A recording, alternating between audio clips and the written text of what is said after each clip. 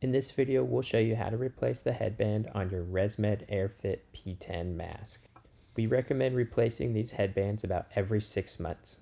The first thing we'll do is take off the silicone cushion. It's very easy to do and doesn't take much force.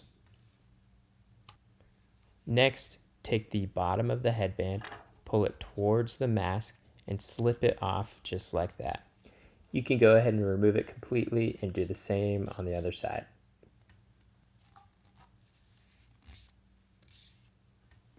Now with your new headband, find the slit at the end and slip in the plastic frame just like this. Now once you get to the end, you want to hook the elastic onto the inside tab.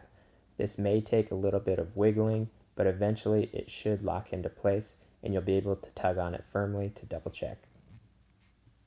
And we'll repeat the same process on the other side. The last thing we'll do is put the cushion back on. This only goes on one way, so don't worry if you can't remember. There is also a left and right indicator.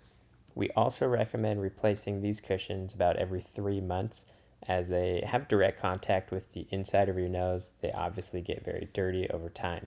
If you found this video helpful, subscribe to our channel for more CPAP tips.